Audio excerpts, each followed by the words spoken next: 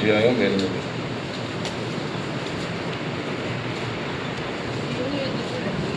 దేవుని యొద్దకు రండి, అప్పుడు ఆయన మీ యొద్దకు వచ్చును. పాపులారా, మీ చేతులను శుభ్రము చేసుకుని, దిమ్మనస్కులారా, మీ హృదయములను పరిశుద్ధపరచుకుని. దేవుడు వాక్యం చెప్తున్నాక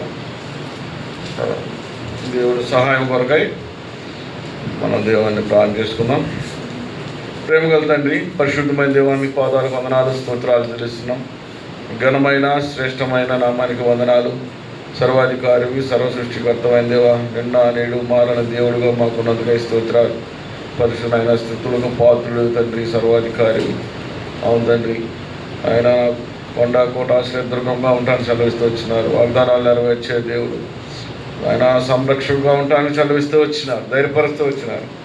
అదేవిధంగా నాయన వాక్యం చెప్తుండగా మీరే తోటి సహాయం చేయండి. చదివిన లేఖనాన్ని బట్టి ప్రభువా, నా యొక్క తలంపులు మావి కాదు, మీ తలంపులు మా యొక్క స్వరం ద్వారా వాడుకోండి, మా నాలుకను వాడుకోండి. ప్రభువా, దేవానుటకు యోగ్యులము కాము నా తండ్రి, ఎందుకు పనికిరానేటువంటి వారిని అయినా మమ్మల్ని ఎన్నుకొని నా తండ్రి వాక్యం చెప్పేసి స్తోత్రాలు తెలుస్తున్నాం. ప్రభువా, మేమైతే నిమిత్తం మాతులం తండ్రి. అయ్యా నాయన, మీరు మా స్వరాన్ని వాడుకొని ఏవైతే చెప్పాలో బైబిల్ అనుసారంగా ఆరాధించుటకు నా తండ్రి యోగ్యంగా ఆయన తలంపులు చెప్పుకున్నాను భాగ్యం దయచేమని వేడుకుంటున్నాం. చేరొచ్చిన బిడ్డలందరిని బట్టి జ్ఞాపకం చేసిన బిడ్డలు దీవించిన ఆశ్రయించండి. ఇక రావాల్సిన వారు తొందరగా సమయానికి నాయన మీ యొక్క సన్నిధికి సమయానికి చేరుకునే భాగ్యం దయచేయండి. అదేవిధంగా రాలేనటువంటి వారిని క్షమించండి. రాగలిగి ప్రభువా, నిర్లక్ష్యం ఉన్నటువంటి వారితో మాట్లాడి మందిరానికి తీసుకొచ్చేదానికి బాగా దయచేయమని వేడుకుంటున్నాను. ఆయన ఎంతో ధన్యత కోల్పోతారు, వాక్యాలు కోల్పోతారు. ఒక సన్నిధిలోనైనా మీ వెలుగుతో నింపబడి ఉన్నది. ఎక్కడైతే ఇద్దరు ముగ్గురు చేయనాం ప్రార్థిస్తాను సెలవిస్తూ వచ్చినారు. మీరు మా మధ్యలో ఉన్నంతకై స్తోత్రాలు, మాతో ఉన్నంతకై స్తోత్రాలు, మా ముందు నడిపిస్తున్నందుకు స్తోత్రాలు తెలుస్తున్నాం. నాయన సహాయం చేయమని, ఇంకా రావాల్సిన త్వరగా తీసుకోరమ్మని. ఇచ్చిన ఆరాధన పునరుద్ధరణ దినం రోజు నా ప్రభువా, ఒక సమయాన్ని సమర్పించుకునే భాగ్యం వారికి దయచేయమని వేడుకుంటున్నాం. సహాయం చేయండి. అలాగే నా తండ్రి, చెప్పబోతుండగా మాతో నడిపించమని, సహాయం చేయమని, ఇచ్చిన సమయాన్ని బట్టి స్తోత్రాలు చెల్లించుకుంటూ యేసుక్రీస్తు పరిశునామములో అడిగి వేడుకుంటూ ప్రార్థిస్తున్నాం నా తండ్రి, ఆమేన్. చదివినటువంటి భాగంలో ఇంకా మనం కొంచెం 6 నుంచి మళ్ళీ ఒకసారి చదువుకుందాం. 6వ వచనం నుంచి. కాదు కానీ ఆయన ఎక్కువ కృపనిచ్చును, అందుచేత దేవుడు అహంకారాన్ని ఎదిరించి దేవుడు కృపను అనుగ్రహించునని లేఖనం చెప్పుచున్నది.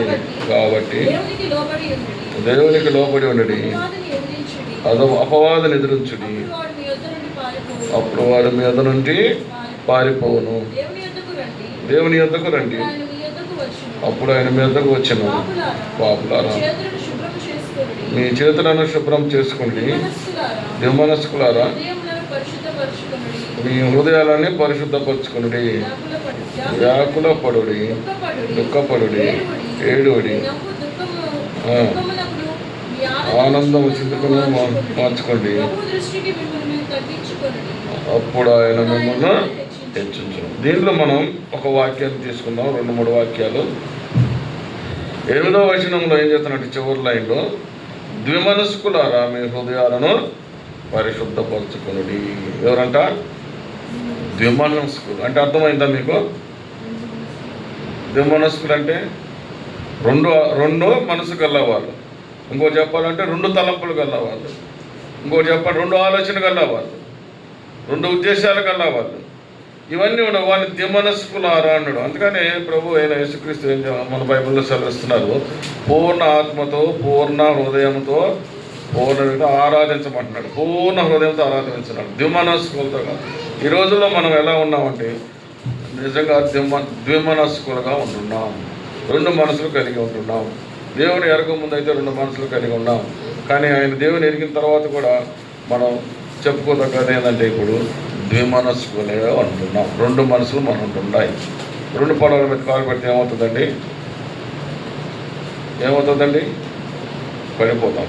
అలాగా మనం దేవునితో ఒక మనసు, అపవాదితో మనసు ఉంటే ఏమవుతామంటే రెండిటికి మనం చేరువలవుతాం, ఆరాధించడానికి అర్హులు కాం. అలా ఆరాధించాలంటే మనం ఎలా ఉంటానంటే ద్విమనస్కులుగా ఉండకూడదు. మేము కూడా చిన్నప్పుడు లోకంలో ఉన్నప్పుడు ఎలా ఉండేవారంటే రెండు మనసులుగా ఉండేవారు. ద్విమనస్కులు, చర్చికి వస్తాం, సినిమా పోతాం, చర్చికి వస్తాం, అబద్ధాలు ఆడతాం, చర్చికి వస్తాం, ఇంకా ఏదేదో అన్ని క్రియలు మనం చేస్తుంటాం. అదేంటది ద్విమనస్కులు. కానీ దేవుడు ఎరిగిన తర్వాత, ఆయన మన హృదయాన్ని పరిశుద్ధపరిచిన తర్వాత, ఆరాధిస్తున్న తర్వాత, మనం ఆరాధనలో బదుల పాల్గొన పొందుతున్న తర్వాత ఏం చేయాలంటే ద్విమనస్కులుగా ఉండకూడదు. అది మనం పరీక్షించుకోవాలి. ప్రభువా, నేను ఒకప్పుడు ద్విమనస్కులుగా ఉన్నాను ఆయన, అందుకని నాకు ఏం కావాలనేది మనం ముందు చెప్పుకుందాం. అలాగా ద్విమనస్కుల ద్వారా ఏం జరుగుతుంది, ఎలా ఉంటుంది, ఎవరు ఉంటారు అనేది రెండు విషయాలు మనం చెప్పుకుందాం. ద్విమనస్కులు కూడా ఇంకా కావాలంటే కూడా యాకోబు 1:7 కూడా రాయబడింది, చూడండి ఒకసారి. మంచి మనుష్యుడు ద్విమనస్కుడై కనుక తనసుకుంటారు. అదేంటంటే ద్విమనస్కులు ఎలా ఉండాలి, ఎట్లా ఉంటుందంటే దేవుని వలన ఏమైనా ఆశీర్వాదాలు కానీ ఏమైనా కార్యాలు కానీ జరుగుతాయని మనం తలంచుకొనరాదంట. ఎప్పుడు ద్విమనస్కులు కలిగి ఉంటాయి. ఎందుకంటే మన హృదయాల్లో రెండు మనసులు కలిగి ఉంటాం. ఎప్పుడైనా కూడా గుర్తుపెట్టుకోండి, ఒక మనిషి ఒక సామెత కూడా ఉంది, ఒక వల్ల రెండు ఖడ్గాలు పెట్టగలుగుతామా? లేదు. మన హృదయంలో ఎవరు ఉండాలి? దేవుడు ఉండాలి. అపవాది ఉన్నాడంటే రెండు మనసులు కలిగి ఉంటాం. ఇంకా మీకు బాగా చెప్పాలంటే మనం శారీరకంగా కూడా ఒకసారి నేను ఇంటర్వ్యూకి వెళ్ళినప్పుడు నా ముందు ఏమున్నాయి, ఎలక్ట్రానిక్స్, ఎలక్ట్రికల్ రెండు ఉన్నాయి.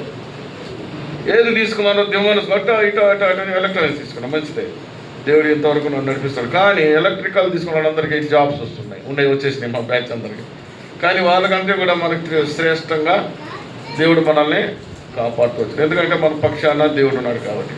అలాగా ఈ దినాన్ని మనం ఆరాధించాలంటే ద్విమనస్కులై ఉండకూడదు. ద్విమనస్కులై ఉంటే సమస్త మార్గం మనకి దేవుని అడిగేదానికి అనర్హులం అవుతాం. దేవుని దగ్గర నుంచి మనకు వచ్చే ఆశీర్వాదాలు అయితే అన్నీ కూడా తలంచుకొనరాదు అని బాహాటంగా యాకోబు 1:2-7 రాయబడినది.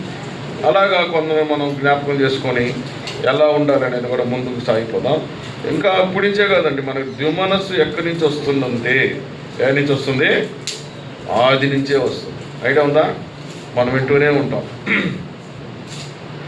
ఆది నుంచే మనకి రెండు మనసులు కలిగి ఉన్నాయి. ఎవరో అంటే ఆదికాండము 3:3 రాయబడి ఉంది. ఎవరంటే ప్రభు యెహోవా దేవుడు అవ్వని ఆదామని ఆయన యొక్క రూపంలో సృష్టించాడు మానవుడిని. సరే, మంచిది. ఆమెకు తోడుండాలని పక్కటింపులను తీసి ఆమెకి ఒక తోడును కూడా తీసిపెట్టాడు.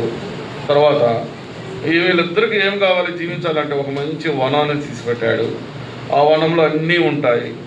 ఏ యొక్క సీజన్లో ఏం తినాలో పండ్లు ఇచ్చాడు, కాయలు ఇచ్చాడు, ఆహ్లాదమైన గాలి ఇచ్చాడు, ప్రశాంతమైన వాతావరణం ఇచ్చాడు. దినం రోజు వచ్చి యెహోవా దేవుడు మాట్లాడుతూ వెళ్తున్నాడు. కానీ వాళ్ళని అవకాశం చెప్పాడంటే అన్నీ ఇచ్చాడు. ఈ రోజులో కూడా మనకి దేవుడు అన్నీ ఇచ్చున్నాడు. ఏ సీజన్ ఏం తినాలో పండ్లు ఇచ్చాడు, ఆహారం ఇస్తున్నాడు, అన్నీ ఇచ్చున్నాడు. కానీ ఒక్కటి చెయ్యొద్దంటున్నాడు, లోకంలో పడొద్దు అన్నాడు. అదేవిధంగా వాళ్ళకి ఏం చెప్పాడంటే 3:3 చూడండి. అయితే చెట్టు పొలను గూర్చి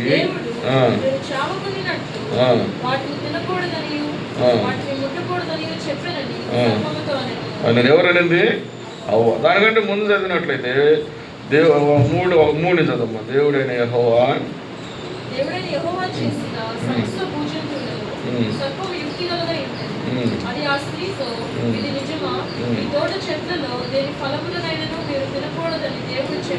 చెప్పానా? దీంట్లో మనం గమనించాల్సింది ఏంటంటే యెహోవా దేవుడు అవ్వకి చెప్పాడు ఏమని, అన్నీ ఇచ్చాడు, ఈ ఒక్క పొలం తినద్దు, ఒక ఆజ్ఞ ఇచ్చాడు, ఇది తినద్దు అన్నాడు. అదేంటది? దేవుడు చెప్పిన మాట ఆయన అంగీకరించాలి. ఒక ఆజ్ఞ వేసాడు. కానీ ఇంకా రెండో తలపై వచ్చింది ద్విమనస్సు అని ఇంకో మనసు వచ్చేసింది. ఒక అపవాది వచ్చింది. అక్కడ అపవాది వచ్చి అది చెప్పింది. అపవాదితో చెప్పినప్పుడు ఇది నిజమా అని హవ్వకి చెప్తూ సాగుతూ వచ్చినది. 3:3లో మనం అది 3:1 చదువు. అందుకు స్త్రీ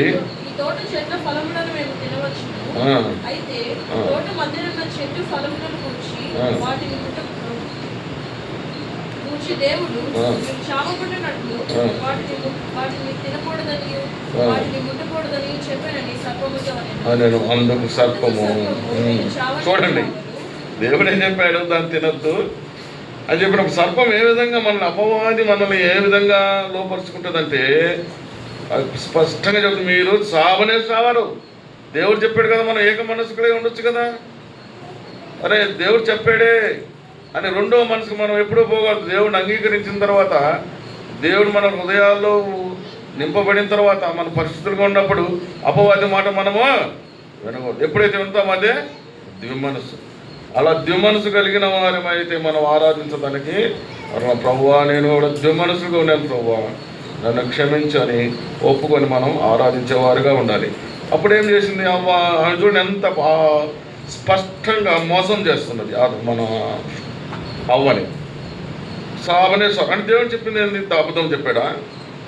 అది అక్కడ మనం నిగ్రహంగా ఉండాలి, ఏక మనసుగా ఉండాలి, ద్విమనస్సులు కలిగి ఉండకూడదు అది చెప్తూ వచ్చింది. ఆమె లోబడిపోయింది. అక్కడి నుంచే మనకి ద్విమనస్సు కలిగి ఉంటున్నాం. ఎలా అనగా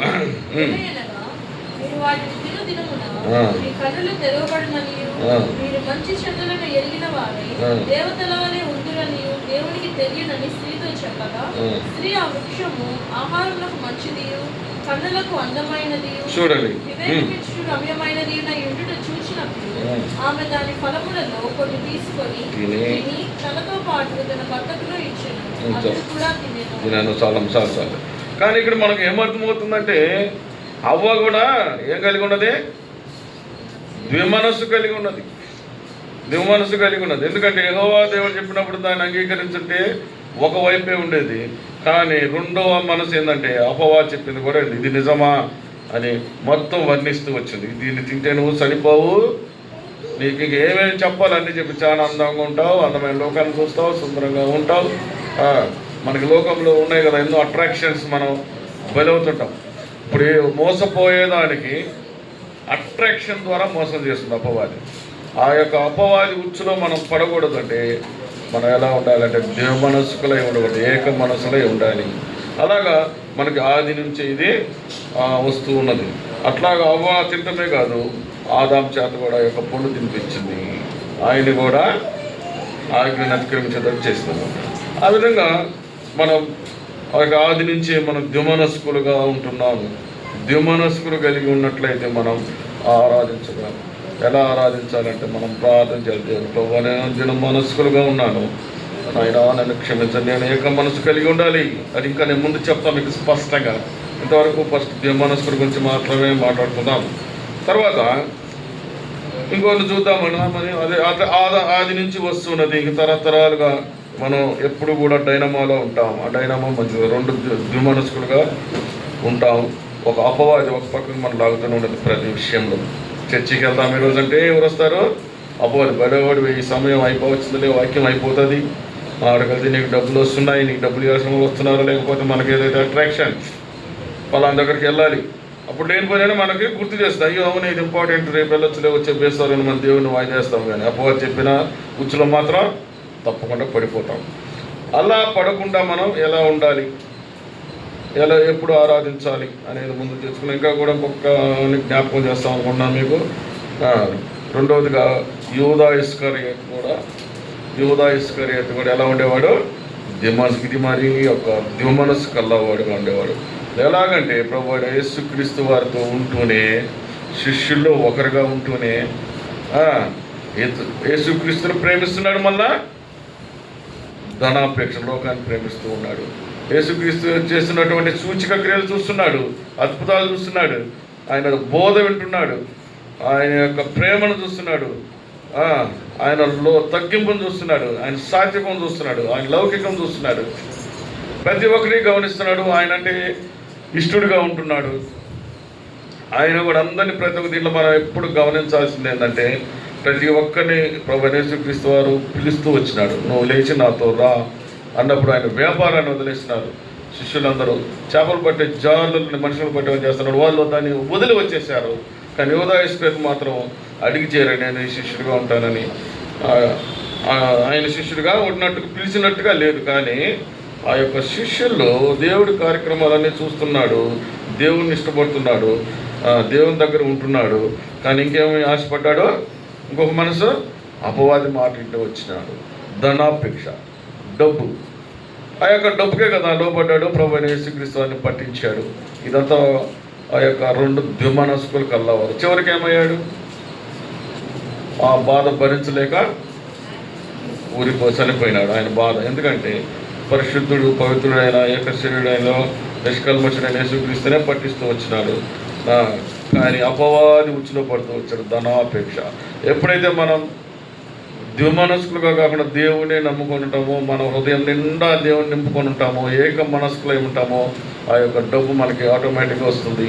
ఏ అవసరతలో ఏ దేవుడు ఇచ్చేవాడుగా ఉంటున్నాడు.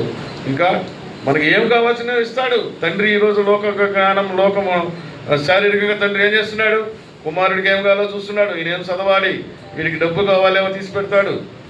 ఈయన మళ్ళీ నా తర్వాత ఎక్కడ ఉంటాడో పని, ఒక ఇల్లు కట్టిస్తున్నాం, మళ్ళీ ఈడు ఎంత బతుకుతాడని ఒక ఉద్యోగం చూపిస్తున్నారు, ఉద్యోగంలో ఆశ చూపిస్తున్నాము. శారీరక కన్న తండ్రి ఏం చేస్తున్నప్పుడు ఆత్మీయ తండ్రి మన కోసం ఎన్నో ఆలోచించడు, ఇంకా ఉన్నతంగా మనకి ఇచ్చేస్తాడు ఆయన. కానీ మనం ఏం కలిగి ఉండాలంటే ఏక మనసు కలిగి ఉండాలి. అక్కడ కూడా వస్తున్నాను. అలాగే యూదా ఇస్కరియోతు కూడా ద్విమనస్కుడిగా ఉన్నాడు, చివరికి మరణించినాడు. అలా విధంగా చూసుకుంటూ వస్తే చాలామంది ఉన్నారు. పేతురు ఉన్నాడు. పేతురు మంచి ప్రియమైన శిష్యుడు యేసుక్రీస్తుకి. కానీ ఒకనప్పుడు యేసుక్రీస్తు పడవలో లేనప్పుడు, వీళ్ళందరూ బోట్లో వెళ్తున్నప్పుడు పెద్ద తుఫాను వస్తుంది. వచ్చినప్పుడు ఆ గాలి వానలో ఏమవుతుందంటే అప్పుడు ప్రభువైన యేసుక్రీస్తు వారు నీళ్ళలో నడిచి రావటం చూస్తారు వీళ్ళందరూ. కానీ అందరూ ఆశ్చర్యపోతారు, భయభ్రాంతులు అవుతారు. అమ్మ అయ్యో ఎవరు వస్తుంది, భూతం వస్తుంది, అది వస్తుంది, ఇది వస్తుంది, భయపడతారు. తర్వాత ప్రభువైన యేసుక్రీస్తు స్వరమైన తర్వాత అయ్యో దేవుడు నిమ్మలో పడతారు. కానీ విభ్రాంతి చెందుతారు. ఆయన ఆశ్చర్యకార్యం గమనిస్తారు, ఆయన యొక్క అద్భుత కార్యాలు, ఆయన శక్తిని గ్రహిస్తారు శిష్యులందరూ. కానీ పేతురు ఏం చేస్తారంటే ఆశపడతాడు, ప్రభువా నేను కూడా నీళ్ళలో నడుస్తాను. సరే రైట్ రా, దిగు పేతురు నా దగ్గరగా అంటాడు. 2-4 అడుగులు వేసి ఏమొస్తుంది? ఆయన ఇంకొకటి వస్తానికి ఏక మనసు కలిగి వస్తాడు. మధ్యలో ఏమైంది? ద్విమనస్సు ఇంకొకటి వచ్చేసింది. అయ్యో వెనక తుఫాను వస్తుంది, నేనేమన్నా అవుతానేమో. ముందు ఎవరున్నారు? యేసయ్య ఉన్నాడు. నీళ్ళ మీద నడిచే దేవుడు ఉన్నాడు, అద్భుత కార్యాలు చేసే దేవుడు ఉన్నాడు, ఆశ్చర్యకార్యాలు చేసే దేవుడు ఉన్నాడు. ఏక మనసు, దేవుని వైపే చూడు, దేవుని బలం మీద ఆధారపడు, దేవుని శక్తి మీద ఆధారపడు. వెనక్కి చూశాడు, ఏమైంది? నీళ్ళలో మునిగిపోసాగాడు. అప్పుడు మళ్ళీ ప్రభువా అని కేకలేశాడు. దేవుడి హస్తాన్ని ఆయన అందించాడు. ఎందుకంటే మునిగిపోయే వాళ్ళని కాపాడేవాడు దేవుడు. అపవాది ఉచ్చులో ఇరికి నరకానికి పాత్రులయ్యేవాడిని తీసుకొచ్చేవారు మన ప్రభువైన యేసుక్రీస్తు వారు. అందుకని ఆయన చూస్తూ ఉండలేడు. ఒక ఆత్మ నశించిపోతుందంటే దాన్ని రక్షించేదానికి, మనల్ని కాపాడేదానికి, మనల్ని క్షమించేదానికే యేసుక్రీస్తు వారు ఈ లోకానికి వస్తూ ఉన్నాడని మనం గ్రహించాలి. అందుకని పేతురుని కాపాడుతూ వచ్చినాడు, తీసుకొచ్చాడు. అలాగా మనం ద్విమనస్కులుగా ఉండకూడదు. మనం ఎలా ఉండాలి? ఇప్పుడు మమ్మల్ని మీకు ముగ్గురిని జ్ఞాపకం చేస్తూ వచ్చినాను. మనకి ఇది ఆది నుంచి ఉన్నది, ద్విమనస్సు కలిగి. అది మనం ఈ యొక్క జీవితం పోరాటం చేస్తూనే ఉండాలి. ఈ యొక్క పోరాటంలో ఏక మనసు కలిగి ఉండాలి. ద్విమనస్సులుగా ముగ్గురిని జ్ఞాపకం చేస్తూ వచ్చిన తర్వాత ఎంత నష్టపోయారు. యూదా ఇస్కరియోతు చనిపోయాడు, పేతురు నీళ్ళ మునిగి చనిపోయాడు. కానీ ఆయన దగ్గర దేవుడు ఉన్నాడు కాబట్టి, దగ్గరే ఉన్నాడు కాబట్టి కాపాడుతూ వచ్చినాడు. ఇలాగా మనం ఉండాలంటే ద్విమనస్కులు కాక ఎలా ఉండాలంటే రండి, యెహెజ్కేలు 11:19.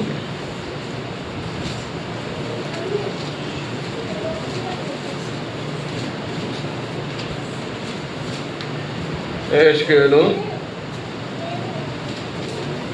11:19. వారు నా కట్టడలను నా విధులను అనుసరించి గైకున్నట్లు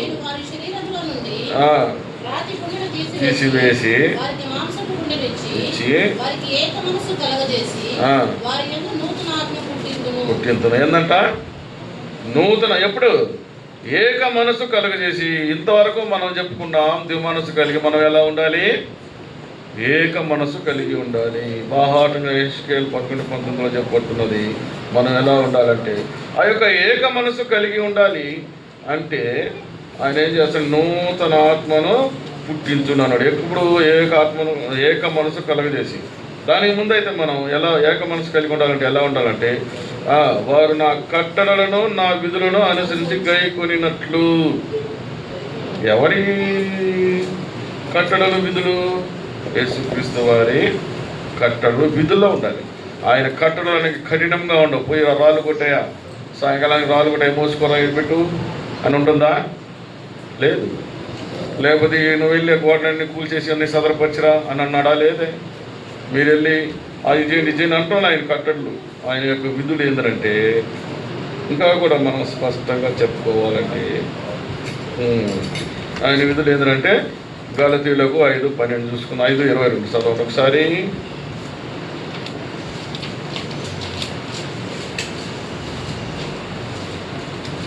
గలతీయులకు 5:2 వేదములు 5:22 సరే 5:22 నుంచి. అయితే అయితే ఆత్మఫలమేమనగా ప్రేమ, సంతోషము, సమాధానము, దీర్ఘశాంతము, దయాళత్వము, మంచితనము, విశ్వాసము, సాత్వికము, ఆశా నిగ్రహము. ఏంటంటే ఆయన కట్టడలు ఏంది అర్థమైనప్పుడు ఆయన కట్టడలు ఏమనగా ఆత్మఫలాలు. ఆత్మఫలాలు మనం కలిగి ఉన్నట్లయితే ఆయన ఏక మనసు కలిగి ఉంటాం. ఈ యొక్క ఏక మనసు అంటే ఇవన్నీ మనం ఎప్పుడైతే కలిగి ఉంటారో మన హృదయాలు ఎవరు ఉంటారో? ప్రభువైన యేసుక్రీస్తు వారు ఉంటారు. అంతే ఆయన చెప్పింది. ఆత్మఫలాలు కలిగి ఉండమన్నాడు. దాంట్లో ఇంకా ఏమున్నది? ఆత్మఫలాలు అంటే ఏమన్నా కఠినంగా ఉన్నాయమ్మా? కన్నా ఏంటి? లేదు కదా. ఆత్మఫలాలు ఏమనగా ప్రేమ, ప్రతి ఒక్కరిని ప్రేమించమన్నాడు. ఆయన ఎవరు? ప్రేమ స్వరూపి. ఆయన ఎవరు? ప్రేమకే స్వరూపం. అందుకని ఇతరులో నీ పొరుగువాడిని ప్రేమించమంటున్నాడు. నిన్ను వల్లే నీ పొరుగువాడిని ప్రేమించమంటున్నాడు. అలాగా ప్రేమ ఎప్పుడైతే మనలో ఉంటుందో మనం ఎలా ఉంటాం అంటే సంతోషంగా ఉంటాం. ఆత్మఫలాలు రెండవదిగా సంతోషము. ఎప్పుడైతే సంతోషం మనలో ఉంటుందో సమాధానం కలిగి ఉంటాం. దీర్ఘశాంతం అంటే ఒక రోజు రేపు 2 రోజులు కొంతమంది రోజు శాంతంగా ఉంటారు, హ్యాపీగా ఉంటారు, రేపు కసుకుంటూ ఉంటారు. అది కాదు దీర్ఘశాంతం అంటే. ఎందుకంటే జీవితకాలం అంతా సంతోషంగా ఆయన ప్రేమ కలిగినట్లయితే, ఆయన కట్టడలను విధులను కలిగి ఉన్నట్లయితే సమాధానం ఉంటుంది, దీర్ఘశాంతం ఉంటుంది, దయాలత్వం ఉంటుంది. చాలా మందిలో దయ ఉండదు. అది ఎన్నిటికీ ఒక లింక్ ఉంటుంది. మనం ఎప్పుడైతే ప్రేమించగలుగుతామో అప్పుడు మనలో ఏముంటుంది? దయ అంటే ఇతరుల మీద దయ చూపించాలి. చాలామందికి దయ ఉండదు.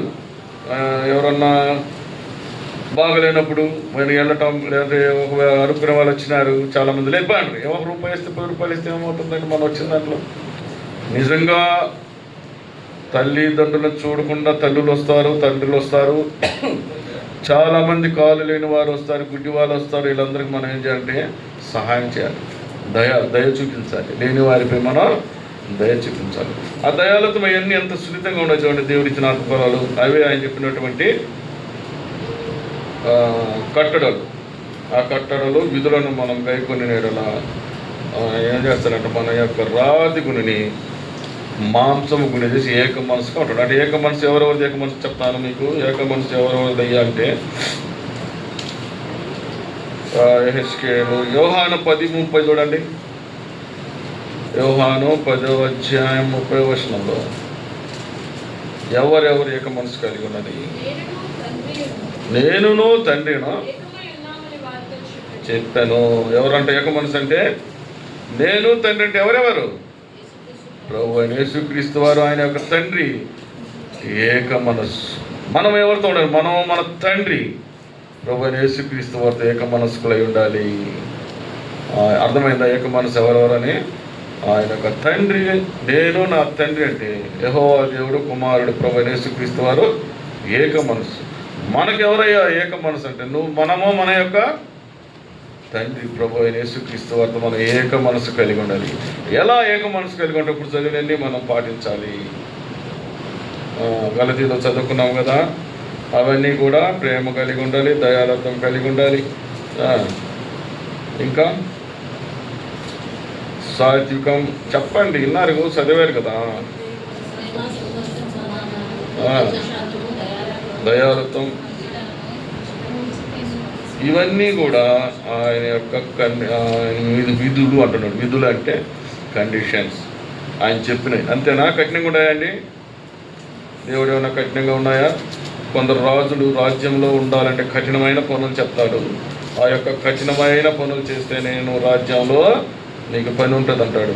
కానీ ఆయన మన ఏక మనసు, మనము మన తండ్రి ఏక మనసు కలిగి ఉండాలంటే ఎంతో చూడండి, ప్రేమించే గుణం ఇవే ఆత్మఫలాలు. ఒకసారి మీ అందరికీ కూడా తెలుసును.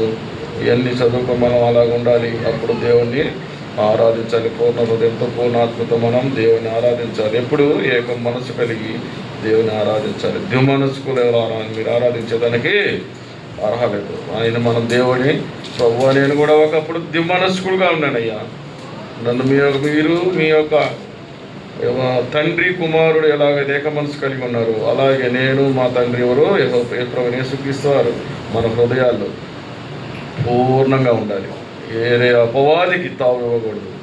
ఎప్పుడు దేవుడు మన హృదయాల్లో ఉంటాడంటే ఇవన్నీ మనం కలిగి ఉండాలి. ఆయన విధులు, ఆత్మఫలాలి, ఇటు వాటిని మనందరం ఎప్పుడైతే సాత్వికం, ఆశ, నిగ్రహం ఇవన్నీ కలిగి ఉంటామో, తర్వాత కింద చూడు 23 ఏమో రాసింది, ఇటు వాటికి విరోధమైన చదవమ్మా 23 పడుతుందండి.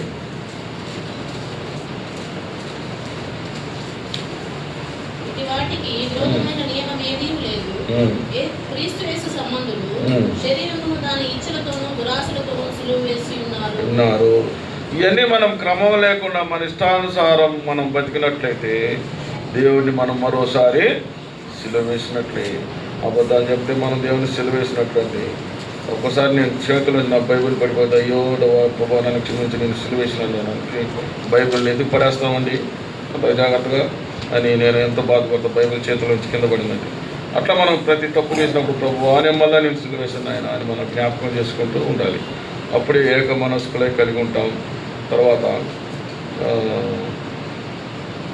మన తండ్రి మనం ఎప్పుడైతే ఏక మనసుగా కలిగి ఉంటామో అప్పుడే మనం ఆరాధించడానికి అర్హులుగా ఉంటాం. ఇంకా ఈ యొక్క ఆత్మ ఫలాలు ఏమేమి ఫలాలు ఉన్నాయో చదువుకుందాం. ఎఫ్ఎస్సి 5:9 చదవండి ఒకసారి.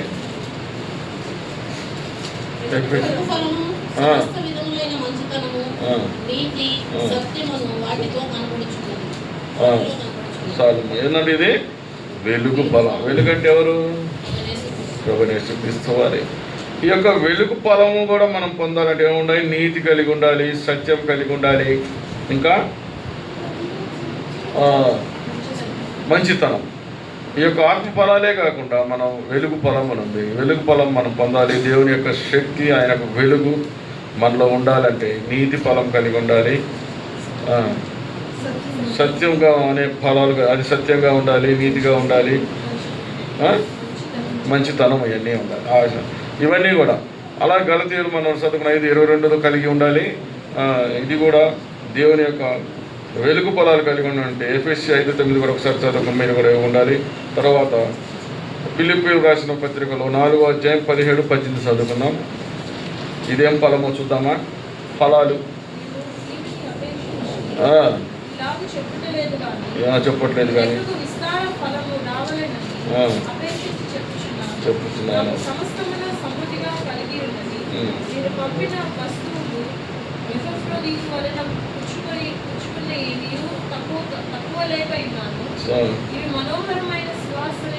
చాలు చాలు చాలు. ఏంటంటే ఇక్కడ మూడవదిగా ఫస్ట్ ఆత్మ ఫలాలు కలిగి ఉండాలి, వెలుగు ఫలాలు కలిగి ఉండాలి. తర్వాత విస్తారమైన ఫలాలంటే మనం ఏమనుకుంటున్నామంటే దేవునికి లేక కాదండి. దేవుడు స్పష్టంగా చెప్పాడు, నాకు లేక కాదు, దేవునికి అన్నీ ఉన్నాయి.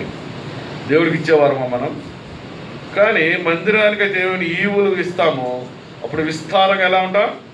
ఫలించేవారుగా ఉంటాం. అది ఎప్పుడు మనం ఏక మనస్కులై ఆత్మఫలాలు నింపి ఉండాలి. తర్వాత వెలుగు ఫలాలతో నింపబడి ఉండాలి. తర్వాత మనకి ఈవులు అంటే అర్థమైందా? మన దేవునికి ఇచ్చే కానుకలు కూడా అది దేవుడు చెప్తున్నాడు, నాకు లేక కాదు. మనం చాలామంది మనం దేవునికి ఒకటిస్తే 1000 ఇస్తారని ఎప్పుడు వేయకూడదట. మనం పని చేసిన దాంట్లో, మన ఉద్యోగాల్లో, ఎప్పుడైతే ఈవుల గురించి మనం దేవుని యొక్క అర్పణల గురించి దేవుడు ఎప్పుడూ ఆశించడు. ఎందుకంటే ఆయన లేనివాడు కాదు, అత్యధికంగా ఉన్నవాడు, అన్నీ మనకి ఇచ్చేవాడు.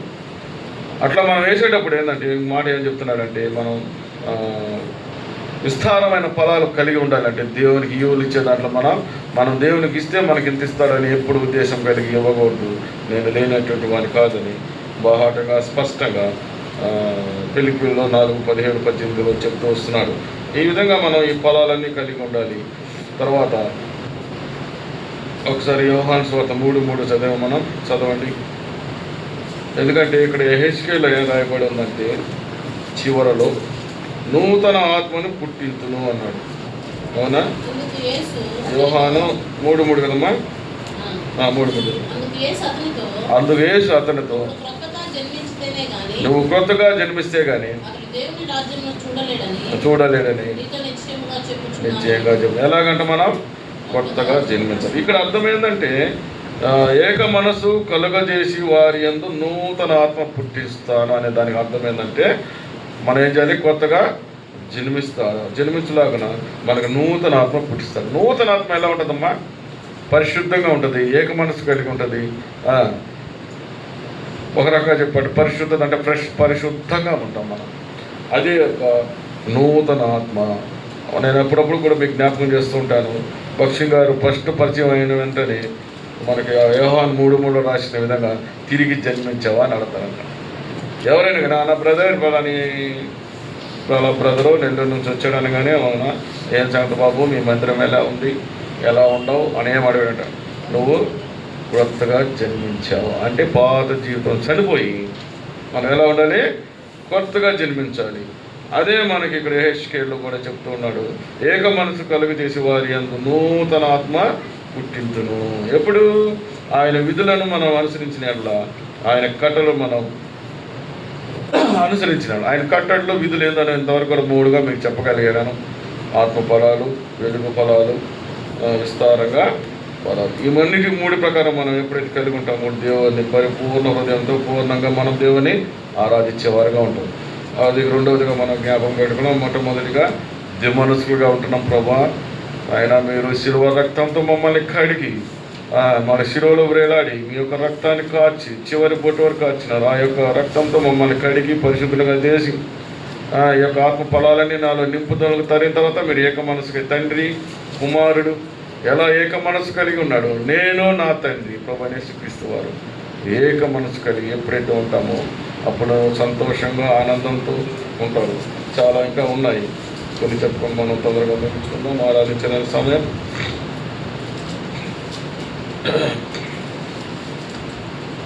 తర్వాత ఫిలిప్పీ 2:2 చూడండి ఒకసారి. చదివాం లేదు కదా? లేదులే. మన ఏక మనస్సు ద్వారా ఏమేమి కలిగి ఉంటామో 2-3 చెప్పుకోవాలి. ఏక ప్రేమ కలిగి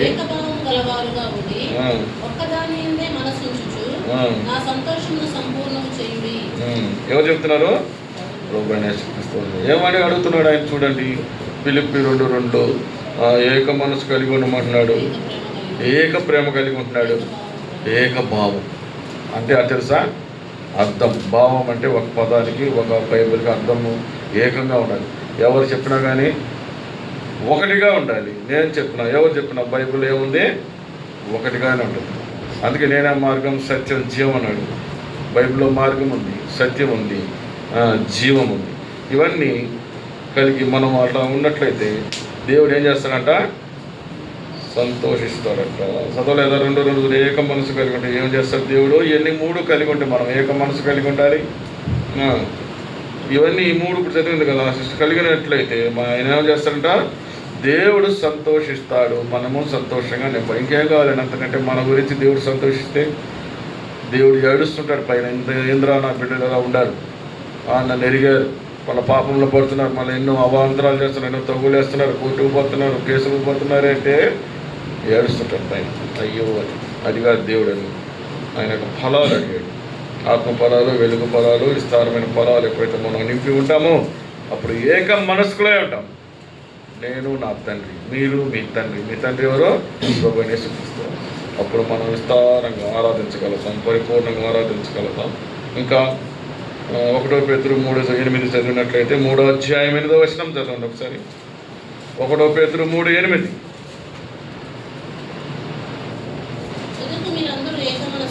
తుదకు మీరందరూ ఏక మనస్కులై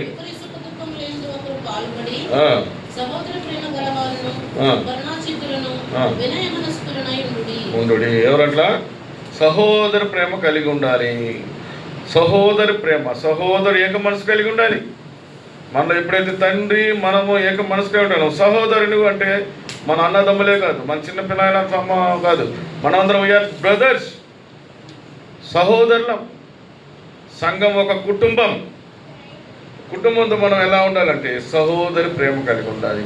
ఈరోజు ఏమనుకోవద్దండి, సహోదరుల ప్రేమ సంఘంలో లేక సంఘం ఎలా ఉందంటే ప్రతి సంఘము గందరగోళంగా ఉంటాయి. ఈ యొక్క సహోదరి ప్రేమ కావాలని బహాటంగా దేవుడు చెప్తూ వస్తున్నాడు. ఎప్పుడైతే మనం సహోదరి ప్రేమ కలిగి ఉంటామో మనం ఏక మనసు కలిగి ఉంటామని చెప్తున్నాడు. తర్వాత 2 కొరింథీయులు 13:11 చదువుకుందాం ఒకసారి. 2 కొరింథీయులు 13:11. తుదకి సహోదరులారా సంతోషించుడి, సంపూర్ణులయుండుడి, ఆదరణ కలిగి ఉండుడి, ఏక మనసు కలిగిన వారై ఉండుడి, సమాధానంగా ఉండుడి. ఎవరమ్మా?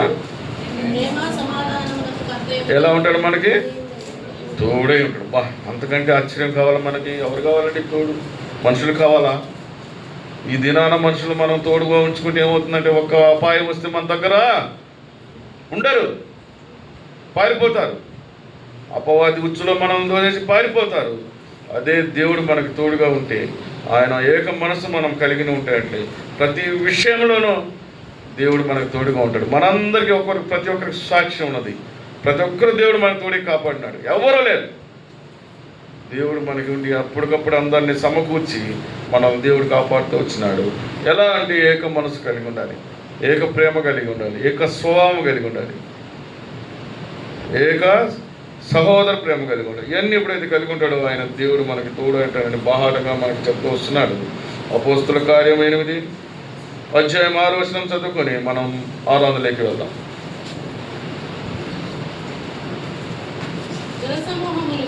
జన సమూహములు విని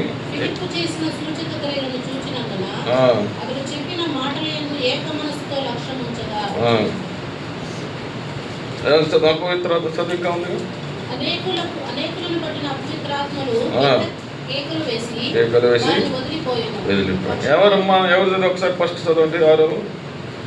ఫిలిప్ ఎవరెవరు ప్రాణం చేశారు ఏక మనసు కలిగి? 8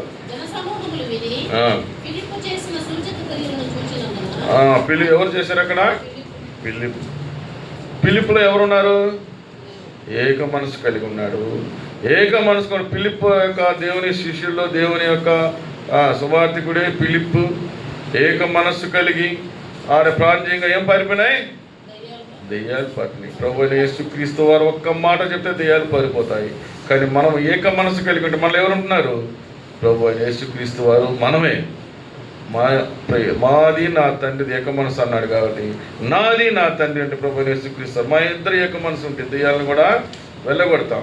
దెయ్యాలంటే ఇంట్లో సమస్యలు వెళ్ళగొడతాం. ఎన్ని అప్పులు బాధలు ఉన్నా వెళ్ళగొడతాం. ఎందుకు? మళ్ళీ ఎవరున్నారు? ప్రభువైన యేసుక్రీస్తు వారు ఏక మనసు కలిగి ఉంటున్నాం. ఈ దినాన మనకి ఏక మనసు కావాలంటే మనం చదివిన ఆత్మ ఫలాలన్నీ నిండి ఉండాలి. ఇవన్నీ ప్రభువైన యేసుక్రీస్తు వారు మనకి, మేము కూడా ఒకప్పుడు ద్విమనస్కులమే